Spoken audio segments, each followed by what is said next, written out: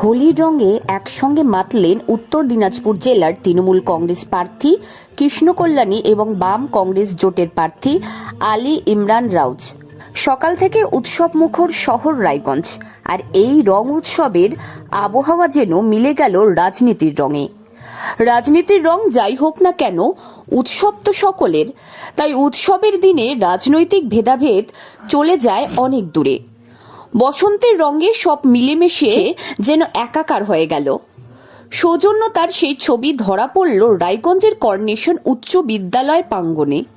শান্তিনিকেতনের আদলে অনুষ্ঠিত হয় রং উৎসব, আর সেই উৎসব মঞ্চে পাশাপাশি দেখা গেল রায়গঞ্জ কেন্দ্রের তৃণমূল কংগ্রেস প্রার্থী কৃষ্ণকল্যাণী এবং বাম কংগ্রেস জোট আলী ইমরান রাউজকে।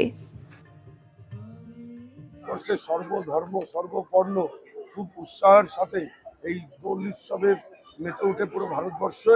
আর এখানে রাজনীতির ঊর্ধ্বে, ধর্মের ঊর্ধ্বে ভারতবর্ষের বিবিধতার মধ্যে ঐক্যতা রয়েছে এই হোলি উৎসব। মঞ্চে রাজনীতির কথা বলবো, এটা উৎসবের মঞ্চ, এটা বললাম আপন করার উৎসব। তো এখানে আমরা সবাই আপন। রাজনীতিতে ওনার আইডিওলজি আলাদা হতে পারে, আমার আইডিওলজি আলাদা হতে পারে, কিন্তু আমরা মানবিক ধর্মে বিশ্বাস করি। ওই ধর্মটাই আমাদের হচ্ছে গুরুত্বপূর্ণ।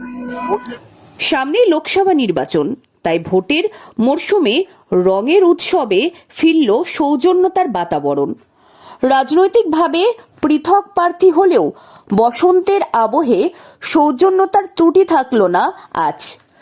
দুই প্রার্থী একে অপরকে রাঙিয়ে দিলেন। এলাকার মধ্যে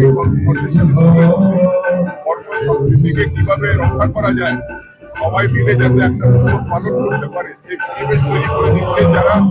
দেশে যখন বিভাজনের রাজনীতি চলছে, তখন রায়গঞ্জ কর্নেশন স্কুলের এই অনুষ্ঠান বার্তা দিচ্ছে সম্প্রীতি। অন্যদিকে বিজেপি প্রার্থী কালিয়াগঞ্জের ভূমিপুত্র কার্তিক চন্দ্র পালও বসে নেই।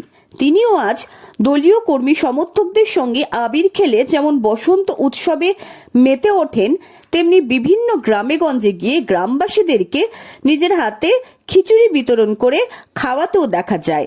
সব মিলিয়ে রং উৎসবে মাতোয়ারা উত্তর দিনাজপুর জেলার আপামর মানুষের সঙ্গে রাজনৈতিক দলের প্রার্থীরাও। উত্তর দিনাজপুর থেকে প্রিয়া গুপ্তার রিপোর্ট, লোকাল 18 বাংলা।